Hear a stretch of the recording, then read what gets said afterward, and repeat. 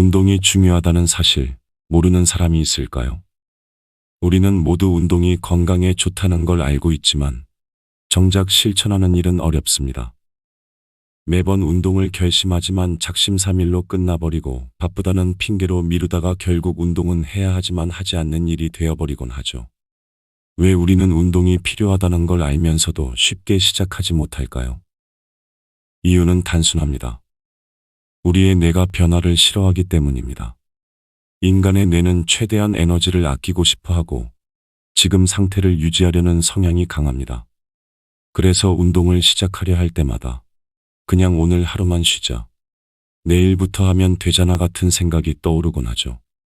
하지만 한 가지 분명한 사실은 우리가 움직이지 않는다면 결국 몸과 마음 모두 지쳐버린다는 겁니다. 운동은 단순한 신체 활동이 아닙니다. 그것은 삶을 대하는 태도를 바꾸는 힘을 가졌습니다. 꾸준한 운동 습관은 단순한 행동의 반복이 아니라 자기 자신을 단련하는 과정이 됩니다. 그리고 그 과정 속에서 우리는 인내를 배우고 어려움을 극복하는 법을 익히며 결국 자신을 더욱 단단하게 만들어갑니다. 운동을 통해 몸이 건강해지는 것은 물론이고 세상을 바라보는 시점까지 달라지는 이유가 바로 여기에 있습니다. 이제부터 운동이 단순히 몸을 움직이는 행위가 아니라 우리의 사고방식과 인생 철학을 바꾸는 과정이라는 점을 함께 이야기해 보려고 합니다. 이 글을 다 읽고 나면 운동을 바라보는 당신의 시선도 조금은 달라질 겁니다.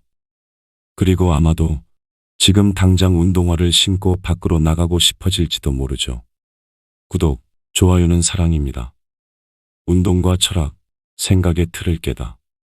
운동을 하는 것은 단순한 몸의 움직임이 아니라 우리가 가진 사고방식을 다시 설계하는 과정입니다.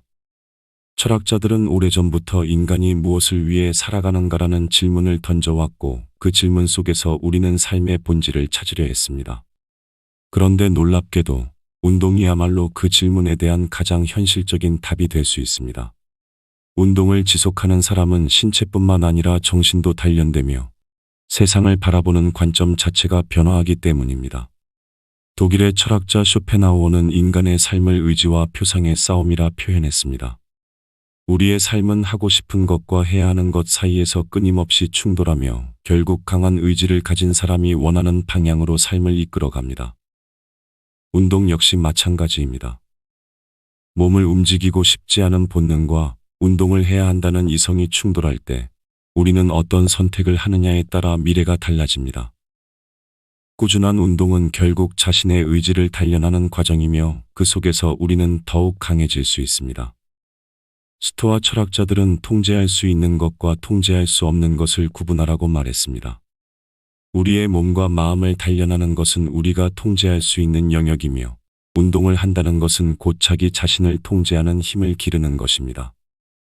마르쿠스 아우렐리우스는 인간은 해야 할 일을 하며 살아야 한다.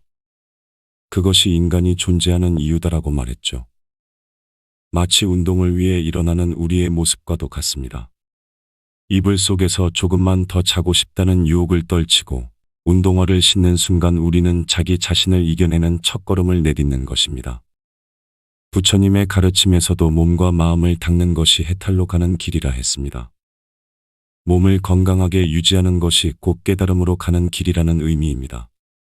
명상과 수행이 내면을 단련하는 과정이라면 운동은 그 수행을 실천하는 한 방법이 될 수 있습니다. 운동을 하면서 우리는 자신의 한계를 마주하고 그것을 뛰어넘는 경험을 합니다. 그리고 그 과정 속에서 우리는 더욱 단단한 사람이 되어갑니다. 아들러 심리학에서는 행동이 변하면 사고방식이 바뀐다고 말합니다. 우리는 삶을 바꾸고 싶어 하면서도 정작 행동은 쉽게 바꾸지 못합니다. 하지만 작은 습관 하나가 인생을 변화시킬 수도 있습니다. 하루 10분이라도 몸을 움직이는 습관을 들이면 그것이 점점 더 커져 인생 전체에 변화를 불러올 수 있습니다. 운동을 시작하는 것은 단순한 신체 활동이 아니라 자신의 한계를 뛰어넘고 새로운 자신을 만나는 과정입니다. 운동은 단순한 습관이 아닙니다. 그것은 자기 수양이며 철학적인 태도입니다. 오늘도 우리는 뇌의 게으름과 싸우며 운동을 할 것인지 미룰 것인지 선택해야 합니다. 그 선택의 순간이 쌓이고 쌓여 결국 우리의 인생이 만들어지는 것이겠죠. 게으른 뇌를 뛰어넘는 방법. 운동을 하려는 순간마다 우리 머릿속에서는 수많은 핑계가 떠오릅니다. 오늘은 너무 피곤해. 날씨가 안 좋아. 내일부터 시작해야지. 하지만 우리가 운동을 미루는 것은 단순한 의지 부족 때문이 아닙니다. 사실 이는 우리 뇌가 본능적으로 변화를 거부하기 때문입니다. 인간의 뇌는 가능한 한 에너지를 아끼고 안전한 상태를 유지하려 합니다. 운동이 힘들게 느껴지는 이유도 바로 여기에 있습니다. 심리학적으로 볼 때 우리의 뇌는 에너지를 비축하려는 성향이 있습니다. 먼 과거, 인류가 사냥과 채집을 하며 살아가던 시절에는 에너지를 아끼는 것이 생존의 필수 조건이었습니다. 언제 먹을 수 있을지 모르는 상황에서 불필요한 움직임을 최소화하는 것이 유리했기 때문이죠. 그런데 현대 사회에서는 음식이 넘쳐나고 움직이지 않아도 살아가는데 전혀 문제가 없습니다. 오히려 앉아서 생활하는 시간이 더 길어졌고 덜 움직이는 것이 일상이 되었습니다. 하지만 우리의 뇌는 여전히 움직이면 에너지를 낭비하는 것이라는 오래된 신호를 보내고 있습니다. 그러나 이 게으른 뇌를 뛰어넘는 방법이 있습니다. 그것은 바로 계획적인 접근입니다. 인간은 즉흥적으로 행동하는 것보다 계획적으로 움직일 때 훨씬 더 높은 성공률을 보입니다. 운동도 마찬가지입니다. 언젠가 해야지라는 막연한 생각은 실천으로 이어지지 않습니다. 하지만 매주 화요일과 목요일 아침 7시에 30분씩 걷는다처럼 구체적인 계획을 세우면 행동으로 옮기기가 쉬워집니다. 일정한 시간을 정해두고 운동을 하나의 약속처럼 지키는 것이 중요합니다. 운동을 습관화하려면 작은 목표부터 시작하는 것이 효과적입니다. 많은 사람들이 처음부터 무리한 목표를 세우고 좌절하는 경우가 많습니다. 매일 1시간씩 뛰어야지라고 다짐했다가 며칠 지나지 않아 포기하는 경우가 많죠. 하지만 일주일에 2번, 10분만 걸어보자라는 작은 목표를 세우면 부담 없이 시작할 수 있습니다. 그리고 이런 작은 성공이 쌓이면 점점 더 큰 변화를 만들어냅니다. 또한 운동을 미루지 않도록 돕는 또 하나의 방법은 보상을 설정하는 것입니다. 우리의 뇌는 즉각적인 보상을 선호합니다. 따라서 운동 후에 자신에게 줄 수 있는 작은 보상을 마련하면 운동을 지속하는 데 도움이 됩니다. 예를 들어 운동 후 좋아하는 음악을 듣거나 맛있는 건강식을 먹는 것처럼 스스로에게 작은 선물을 주는 것이죠. 이러한 보상은 운동을 즐겁고 지속 가능한 습관으로 만드는 데 큰 역할을 합니다. 게으른 뇌를 뛰어넘는 것은 단순한 의지의 문제가 아닙니다. 오히려 우리의 본능을 이해하고 그것을 극복할 수 있는 방법을 찾는 것이 핵심입니다. 작은 목표부터 시작하고 구체적인 계획을 세우고 운동 후 보상을 주는 것. 이 3가지를 실천하면 어느 순간 운동이 습관이 되어 있는 자신을 발견할 수 있을 것입니다. 그리고 그때 운동은 더 이상 해야 할 일이 아니라 하고 싶은 일이 되어 있을지도 모릅니다. 운동이 만드는 강한 정신. 운동을 하면서 가장 먼저 변하는 것은 몸이지만 결국 가장 깊이 변화하는 것은 마음입니다. 우리는 흔히 운동을 신체 단련의 수단으로만 생각하지만 사실 운동은 정신을 강하게 만드는 가장 확실한 방법이기도 합니다. 몸을 움직이는 행위 속에서 우리는 인내를 배우고 자신을 단련하는 법을 익히며 끝까지 해내는 힘을 기르게 됩니다.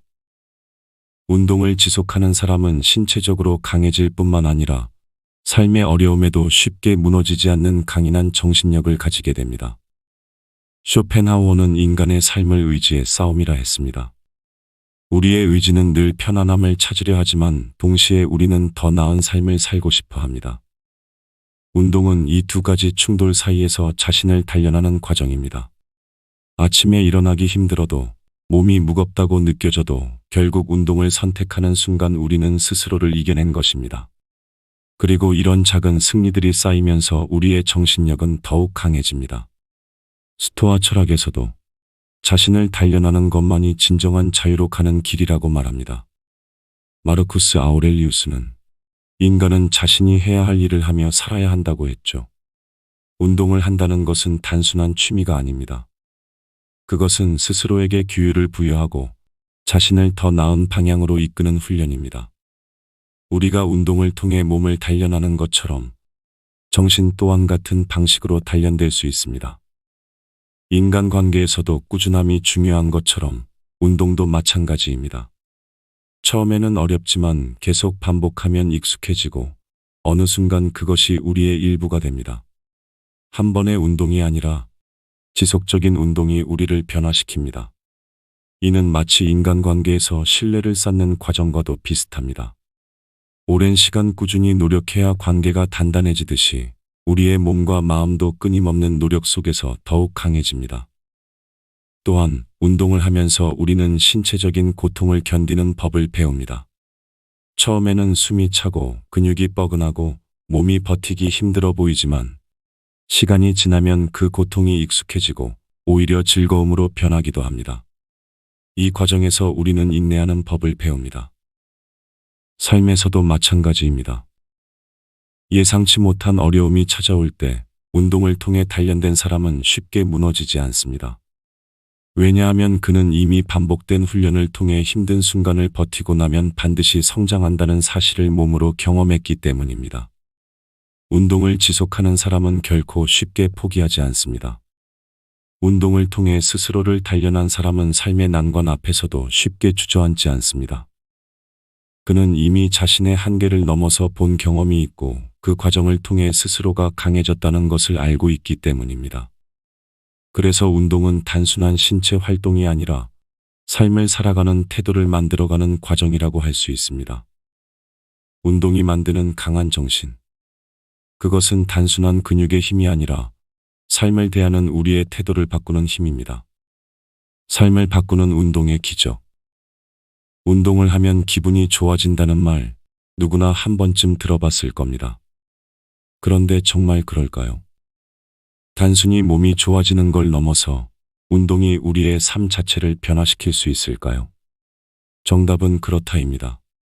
운동은 단순히 신체 건강을 위한 것이 아니라 우리의 사고방식과 감정을 변화시키고 궁극적으로는 삶의 태도까지 바꾸는 강력한 힘을 가지고 있습니다. 운동이 정신 건강에 미치는 영향은 수많은 연구를 통해 입증되었습니다. 운동을 하면 우리 몸에서는 행복 호르몬이라고 불리는 엔도르핀과 도파민이 분비됩니다. 이 물질들은 우울감을 낮추고 기분을 좋게 만들어줍니다. 실제로 우울증을 앓고 있는 사람들에게 규칙적인 운동을 처방했더니 항우울제만큼이나 효과가 있었다는 연구 결과도 있습니다. 운동이 단순한 신체 활동이 아니라 마음을 치유하는 강력한 도구라는 뜻이죠. 과거 강박장애를 앓았던 한 여성의 사례가 있습니다. 그녀는 대학 시절부터 정신적인 어려움을 겪었고 이후 연구자가 되어 운동과 정신 건강의 관계를 연구하기 시작했습니다. 그녀는 자신이 직접 경험했던 것처럼 운동이 강박적인 사고를 줄이고 감정을 조절하는 데 큰 도움이 된다는 사실을 밝혀냈습니다. 그리고 지금은 운동이 단순한 취미가 아니라 삶을 유지하는 필수적인 요소가 되었다고 말합니다. 운동을 통해 자신을 다시 찾고 삶을 변화시킨 것이죠. 운동이 삶의 태도를 바꾸는 것은 단순한 기분 변화 때문만이 아닙니다. 운동을 지속하는 과정에서 우리는 작은 성공을 반복적으로 경험합니다. 처음에는 10분도 힘들었던 걷기가 어느 순간 30분으로 늘어나고 더 나아가 조깅이나 근력 운동까지 가능해집니다. 이런 변화는 나는 해낼 수 있다는 자신감을 심어줍니다. 그리고 그 자신감은 운동뿐만 아니라 삶의 다른 영역에서도 긍정적인 영향을 미치게 됩니다. 운동을 통해 자존감을 회복한 사람들의 이야기는 우리 주변에서도 쉽게 찾아볼 수 있습니다. 연애에서 상처받고 자신감을 잃었던 한 사람은 운동을 시작하면서 스스로를 돌보는 법을 배웠습니다. 처음에는 단순히 몸을 만들기 위해 시작했지만 점점 운동을 통해 정신적으로도 강해지고 있다는 걸 깨닫게 되었습니다. 몸이 건강해지자 마음도 건강해졌고 결국 더 나은 관계를 맺을 수 있는 자신감이 생겼습니다. 운동을 하는 사람과 하지 않는 사람의 차이는 분명합니다. 운동을 하는 사람은 몸뿐만 아니라 생각도 더 긍정적으로 바뀌고 스스로를 돌보는 법을 압니다. 반면 운동을 하지 않는 사람은 쉽게 피로감을 느끼고 작은 스트레스에도 무기력해지기 쉽습니다. 단순히 살을 빼야지라는 목적이 아니라 내 삶을 더 건강하고 행복하게 만들기 위해 운동을 한다면 그 효과는 훨씬 더 크게 다가올 것입니다. 운동은 단순한 신체 활동이 아닙니다.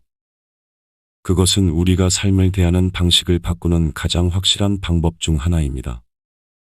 운동을 하면 몸이 건강해지고, 몸이 건강해지면 마음이 강해지고, 마음이 강해지면 삶을 바라보는 시선이 달라집니다. 그리고 그 순간 우리는 운동이 단순한 선택이 아니라 더 나은 삶을 위한 필수적인 요소라는 사실을 깨닫게 됩니다. 오늘 가벼운 산책이라도 나가볼까요? 그 작은 걸음이 당신의 삶을 바꾸는 첫 번째 기적이 될지도 모릅니다. 운동이 관계를 바꾸다. 운동은 개인적인 활동처럼 보이지만 사실은 사람과 사람 사이의 관계에도 깊은 영향을 미칩니다. 운동을 하면 몸이 건강해지고 정신이 맑아지는 것뿐만 아니라 타인과의 관계도 달라집니다. 운동을 시작하면 주변 사람들과의 관계에서 더 많은 긍정적인 변화를 경험하게 됩니다. 운동을 함께하는 사람들은 자연스럽게 유대감을 형성하게 됩니다. 러닝을 함께하는 친구, 헬스장에서 만나 꾸준히 인사하는 사람, 주말마다 등산을 같이 가는 모임. 이런 관계들은 단순한 운동 파트너를 넘어 깊은 신뢰와 정을 쌓는 계기가 됩니다. 힘들 때 서로를 격려하고 목표를 공유하며 성장해 나가는 과정은 관계의 질을 높이는 데 중요한 역할을 합니다. 우리는 자신이 어떤 상태에 있느냐에 따라 타인과의 관계 방식도 달라집니다.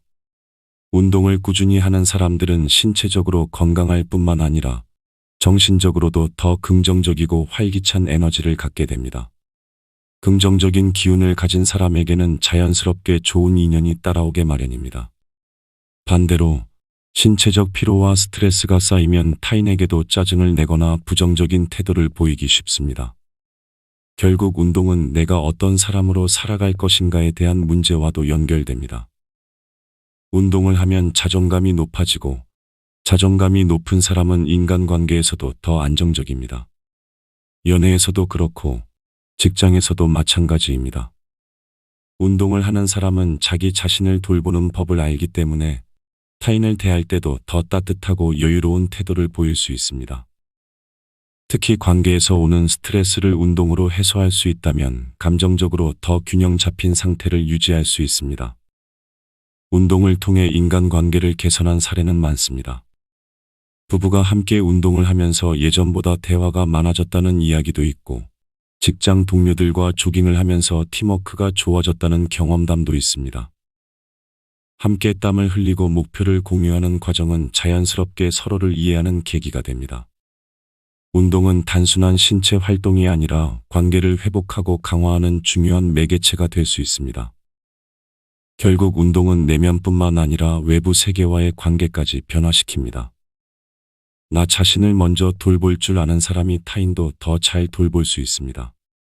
운동을 통해 얻은 긍정적인 에너지가 타인에게도 전해지고 그 에너지가 또 다른 좋은 관계를 만들어 갑니다.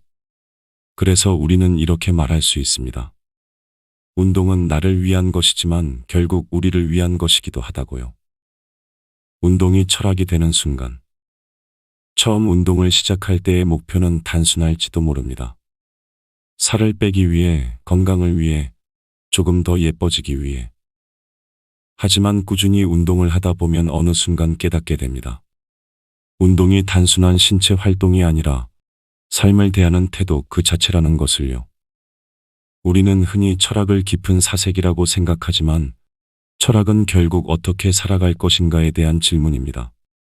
그리고 운동은 그 질문에 대한 실천적인 답이 될 수 있습니다. 스토아 철학에서는 인간이 통제할 수 있는 것과 통제할 수 없는 것을 구분하라고 말합니다. 우리의 몸을 건강하게 유지하는 것은 우리가 통제할 수 있는 영역이며 운동은 자기 자신을 단련하는 가장 기본적인 방법입니다. 운동을 하는 사람은 자연스럽게 자기 자신과의 약속을 지키는 법을 배웁니다. 아침에 침대에서 일어나기 싫어도 몸이 무겁게 느껴져도 결국 운동을 하는 사람은 스스로에게 지지 않는 사람입니다. 이런 작은 승리들이 쌓이면 삶의 태도 역시 변화합니다. 어려운 일이 닥쳐도 쉽게 포기하지 않고 목표를 이루기 위해 끈기 있게 나아가는 힘을 갖게 됩니다. 운동을 지속하는 것은 단순한 습관이 아니라 자신을 단련하는 철학적 행위가 되는 것이죠. 쇼펜하우어는 인간의 삶이 의지의 싸움이라고 말했습니다. 우리는 매일 지금 편하게 쉴 것인가, 아니면 조금 더 나아질 것인가 사이에서 선택을 해야 합니다. 운동을 선택하는 사람은 자신을 조금 더 나아지게 만들고 그 과정에서 더욱 단단한 정신을 가지게 됩니다. 부처님께서는 몸과 마음을 닦는 것이 해탈로 가는 길이라고 말씀하셨습니다. 운동 역시 몸과 마음을 함께 수련하는 과정입니다. 숨이 차오르고 근육이 아파오는 순간 우리는 온전히 현재에 집중하게 됩니다. 잡념이 사라지고 나 자신과 마주하는 순간이 찾아옵니다. 운동을 하면 할수록 우리는 스스로에게 더 집중하고 더 단단한 사람이 되어갑니다. 어느 순간 운동이 단순한 해야 할 일이 아니라 하고 싶은 일이 되는 순간이 찾아옵니다. 그때 우리는 비로소 운동이 하나의 철학이 되었다는 걸 깨닫게 됩니다. 꾸준히 움직인다는 것은 곧 꾸준히 살아간다는 뜻입니다. 어려운 순간이 와도 한 걸음 더 나아가고 멈추지 않고 계속 앞으로 나아가는 것. 그것이 운동이 우리에게 가르쳐주는 가장 중요한 철학일지도 모릅니다. 오늘도 우리는 움직여야 합니다. 그것이 몸을 위한 길이자 마음을 위한 길이며 더 나아가 인생을 살아가는 방법이기 때문입니다. 운동이 중요하다는 사실 모르는 사람이 있을까요? 우리는 모두 운동이 건강에 좋다는 걸 알고 있지만 정작 실천하는 일은 어렵습니다. 매번 운동을 결심하지만 작심삼일로 끝나버리고 바쁘다는 핑계로 미루다가 결국 운동은 해야 하지만 하지 않는 일이 되어버리곤 하죠. 왜 우리는 운동이 필요하다는 걸 알면서도 쉽게 시작하지 못할까요? 이유는 단순합니다. 우리의 뇌가 변화를 싫어하기 때문입니다. 인간의 뇌는 최대한 에너지를 아끼고 싶어 하고 지금 상태를 유지하려는 성향이 강합니다. 그래서 운동을 시작하려 할 때마다 그냥 오늘 하루만 쉬자, 내일부터 하면 되잖아 같은 생각이 떠오르곤 하죠. 하지만 한 가지 분명한 사실은 우리가 움직이지 않는다면 결국 몸과 마음 모두 지쳐버린다는 겁니다. 운동은 단순한 신체 활동이 아닙니다. 그것은 삶을 대하는 태도를 바꾸는 힘을 가졌습니다. 꾸준한 운동 습관은 단순한 행동의 반복이 아니라 자기 자신을 단련하는 과정이 됩니다. 그리고 그 과정 속에서 우리는 인내를 배우고 어려움을 극복하는 법을 익히며 결국 자신을 더욱 단단하게 만들어갑니다. 운동을 통해 몸이 건강해지는 것은 물론이고 세상을 바라보는 시점까지 달라지는 이유가 바로 여기에 있습니다. 이제부터 운동이 단순히 몸을 움직이는 행위가 아니라 우리의 사고방식과 인생 철학을 바꾸는 과정이라는 점을 함께 이야기해 보려고 합니다. 이 글을 다 읽고 나면 운동을 바라보는 당신의 시선도 조금은 달라질 겁니다. 그리고 아마도 지금 당장 운동화를 신고 밖으로 나가고 싶어질지도 모르죠. 구독, 좋아요는 사랑입니다. 운동과 철학, 생각의 틀을 깨다. 운동을 하는 것은 단순한 몸의 움직임이 아니라 우리가 가진 사고방식을 다시 설계하는 과정입니다. 철학자들은 오래전부터 인간이 무엇을 위해 살아가는가라는 질문을 던져왔고 그 질문 속에서 우리는 삶의 본질을 찾으려 했습니다. 그런데 놀랍게도 운동이야말로 그 질문에 대한 가장 현실적인 답이 될 수 있습니다. 운동을 지속하는 사람은 신체뿐만 아니라 정신도 단련되며 세상을 바라보는 관점 자체가 변화하기 때문입니다. 독일의 철학자 쇼펜하우어는 인간의 삶을 의지와 표상의 싸움이라 표현했습니다. 우리의 삶은 하고 싶은 것과 해야 하는 것 사이에서 끊임없이 충돌하며 결국 강한 의지를 가진 사람이 원하는 방향으로 삶을 이끌어갑니다. 운동 역시 마찬가지입니다. 몸을 움직이고 싶지 않은 본능과 운동을 해야 한다는 이성이 충돌할 때 우리는 어떤 선택을 하느냐에 따라 미래가 달라집니다. 꾸준한 운동은 결국 자신의 의지를 단련하는 과정이며 그 속에서 우리는 더욱 강해질 수 있습니다. 스토아 철학자들은 통제할 수 있는 것과 통제할 수 없는 것을 구분하라고 말했습니다. 우리의 몸과 마음을 단련하는 것은 우리가 통제할 수 있는 영역이며 운동을 한다는 것은 곧 자기 자신을 통제하는 힘을 기르는 것입니다. 마르쿠스 아우렐리우스는 인간은 해야 할 일을 하며 살아야 한다. 그것이 인간이 존재하는 이유다라고 말했죠. 마치 운동을 위해 일어나는 우리의 모습과도 같습니다. 이불 속에서 조금만 더 자고 싶다는 유혹을 떨치고 운동화를 신는 순간 우리는 자기 자신을 이겨내는 첫걸음을 내딛는 것입니다. 부처님의 가르침에서도 몸과 마음을 닦는 것이 해탈로 가는 길이라 했습니다. 몸을 건강하게 유지하는 것이 곧 깨달음으로 가는 길이라는 의미입니다. 명상과 수행이 내면을 단련하는 과정이라면 운동은 그 수행을 실천하는 한 방법이 될 수 있습니다. 운동을 하면서 우리는 자신의 한계를 마주하고 그것을 뛰어넘는 경험을 합니다. 그리고 그 과정 속에서 우리는 더욱 단단한 사람이 되어갑니다. 아들러 심리학에서는 행동이 변하면 사고방식이 바뀐다고 말합니다. 우리는 삶을 바꾸고 싶어 하면서도 정작 행동은 쉽게 바꾸지 못합니다. 하지만 작은 습관 하나가 인생을 변화시킬 수도 있습니다. 하루 10분이라도 몸을 움직이는 습관을 들이면 그것이 점점 더 커져 인생 전체의 변화를 불러올 수 있습니다. 운동을 시작하는 것은 단순한 신체 활동이 아니라 자신의 한계를 뛰어넘고 새로운 자신을 만나는 과정입니다. 운동은 단순한 습관이 아닙니다. 그것은 자기 수양이며 철학적인 태도입니다. 오늘도 우리는 뇌의 게으름과 싸우며 운동을 할 것인지 미룰 것인지 선택해야 합니다. 그 선택의 순간이 쌓이고 쌓여 결국 우리의 인생이 만들어지는 것이겠죠. 게으른 뇌를 뛰어넘는 방법. 운동을 하려는 순간마다 우리 머릿속에서는 수많은 핑계가 떠오릅니다. 오늘은 너무 피곤해. 날씨가 안 좋아. 내일부터 시작해야지. 하지만 우리가 운동을 미루는 것은 단순한 의지 부족 때문이 아닙니다. 사실 이는 우리 뇌가 본능적으로 변화를 거부하기 때문입니다. 인간의 뇌는 가능한 한 에너지를 아끼고 안전한 상태를 유지하려 합니다. 운동이 힘들게 느껴지는 이유도 바로 여기에 있습니다. 심리학적으로 볼 때 우리의 뇌는 에너지를 비축하려는 성향이 있습니다. 먼 과거 인류가 사냥과 채집을 하며 살아가던 시절에는 에너지를 아끼는 것이 생존의 필수 조건이었습니다. 언제 먹을 수 있을지 모르는 상황에서 불필요한 움직임을 최소화하는 것이 유리했기 때문이죠. 그런데 현대 사회에서는 음식이 넘쳐나고 움직이지 않아도 살아가는데 전혀 문제가 없습니다.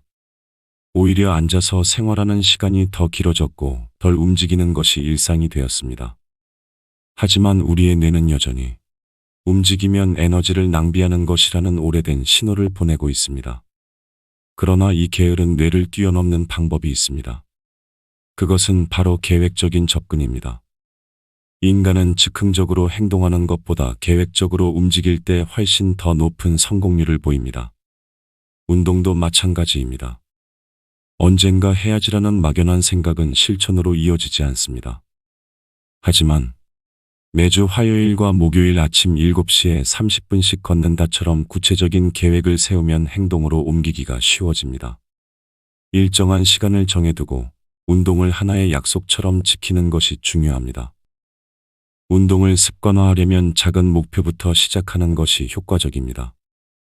많은 사람들이 처음부터 무리한 목표를 세우고 좌절하는 경우가 많습니다. 매일 1시간씩 뛰어야지라고 다짐했다가 며칠 지나지 않아 포기하는 경우가 많죠. 하지만 일주일에 2번, 10분만 걸어보자라는 작은 목표를 세우면 부담 없이 시작할 수 있습니다. 그리고 이런 작은 성공이 쌓이면 점점 더 큰 변화를 만들어냅니다. 또한 운동을 미루지 않도록 돕는 또 하나의 방법은 보상을 설정하는 것입니다. 우리의 뇌는 즉각적인 보상을 선호합니다. 따라서 운동 후에 자신에게 줄 수 있는 작은 보상을 마련하면 운동을 지속하는 데 도움이 됩니다. 예를 들어 운동 후 좋아하는 음악을 듣거나 맛있는 건강식을 먹는 것처럼 스스로에게 작은 선물을 주는 것이죠. 이러한 보상은 운동을 즐겁고 지속 가능한 습관으로 만드는 데 큰 역할을 합니다. 게으른 뇌를 뛰어넘는 것은 단순한 의지의 문제가 아닙니다. 오히려 우리의 본능을 이해하고 그것을 극복할 수 있는 방법을 찾는 것이 핵심입니다. 작은 목표부터 시작하고 구체적인 계획을 세우고 운동 후 보상을 주는 것. 이 세 가지를 실천하면 어느 순간 운동이 습관이 되어 있는 자신을 발견할 수 있을 것입니다. 그리고 그때 운동은 더 이상 해야 할 일이 아니라 하고 싶은 일이 되어 있을지도 모릅니다. 운동이 만드는 강한 정신. 운동을 하면서 가장 먼저 변하는 것은 몸이지만 결국 가장 깊이 변화하는 것은 마음입니다. 우리는 흔히 운동을 신체 단련의 수단으로만 생각하지만 사실 운동은 정신을 강하게 만드는 가장 확실한 방법이기도 합니다. 몸을 움직이는 행위 속에서 우리는 인내를 배우고 자신을 단련하는 법을 익히며 끝까지 해내는 힘을 기르게 됩니다. 운동을 지속하는 사람은 신체적으로 강해질 뿐만 아니라 삶의 어려움에도 쉽게 무너지지 않는 강인한 정신력을 가지게 됩니다. 쇼펜하우어는 인간의 삶을 의지의 싸움이라 했습니다. 우리의 의지는 늘 편안함을 찾으려 하지만 동시에 우리는 더 나은 삶을 살고 싶어 합니다. 운동은 이 두 가지 충돌 사이에서 자신을 단련하는 과정입니다. 아침에 일어나기 힘들어도 몸이 무겁다고 느껴져도 결국 운동을 선택하는 순간 우리는 스스로를 이겨낸 것입니다. 그리고 이런 작은 승리들이 쌓이면서 우리의 정신력은 더욱 강해집니다. 스토아 철학에서도 자신을 단련하는 것만이 진정한 자유로 가는 길이라고 말합니다. 마르쿠스 아우렐리우스는 인간은 자신이 해야 할 일을 하며 살아야 한다고 했죠. 운동을 한다는 것은 단순한 취미가 아닙니다. 그것은 스스로에게 규율을 부여하고 자신을 더 나은 방향으로 이끄는 훈련입니다. 우리가 운동을 통해 몸을 단련하는 것처럼 정신 또한 같은 방식으로 단련될 수 있습니다. 인간관계에서도 꾸준함이 중요한 것처럼 운동도 마찬가지입니다. 처음에는 어렵지만 계속 반복하면 익숙해지고 어느 순간 그것이 우리의 일부가 됩니다. 한 번의 운동이 아니라 지속적인 운동이 우리를 변화시킵니다. 이는 마치 인간관계에서 신뢰를 쌓는 과정과도 비슷합니다. 오랜 시간 꾸준히 노력해야 관계가 단단해지듯이 우리의 몸과 마음도 끊임없는 노력 속에서 더욱 강해집니다. 또한 운동을 하면서 우리는 신체적인 고통을 견디는 법을 배웁니다. 처음에는 숨이 차고 근육이 뻐근하고 몸이 버티기 힘들어 보이지만 시간이 지나면 그 고통이 익숙해지고 오히려 즐거움으로 변하기도 합니다. 이 과정에서 우리는 인내하는 법을 배웁니다. 삶에서도 마찬가지입니다. 예상치 못한 어려움이 찾아올 때 운동을 통해 단련된 사람은 쉽게 무너지지 않습니다. 왜냐하면 그는 이미 반복된 훈련을 통해 힘든 순간을 버티고 나면 반드시 성장한다는 사실을 몸으로 경험했기 때문입니다. 운동을 지속하는 사람은 결코 쉽게 포기하지 않습니다. 운동을 통해 스스로를 단련한 사람은 삶의 난관 앞에서도 쉽게 주저앉지 않습니다. 그는 이미 자신의 한계를 넘어서 본 경험이 있고 그 과정을 통해 스스로가 강해졌다는 것을 알고 있기 때문입니다. 그래서 운동은 단순한 신체 활동이 아니라 삶을 살아가는 태도를 만들어가는 과정이라고 할 수 있습니다. 운동이 만드는 강한 정신. 그것은 단순한 근육의 힘이 아니라 삶을 대하는 우리의 태도를 바꾸는 힘입니다. 삶을 바꾸는 운동의 기적. 운동을 하면 기분이 좋아진다는 말, 누구나 한 번쯤 들어봤을 겁니다. 그런데 정말 그럴까요? 단순히 몸이 좋아지는 걸 넘어서 운동이 우리의 삶 자체를 변화시킬 수 있을까요? 정답은 그렇다입니다. 운동은 단순히 신체 건강을 위한 것이 아니라 우리의 사고방식과 감정을 변화시키고 궁극적으로는 삶의 태도까지 바꾸는 강력한 힘을 가지고 있습니다.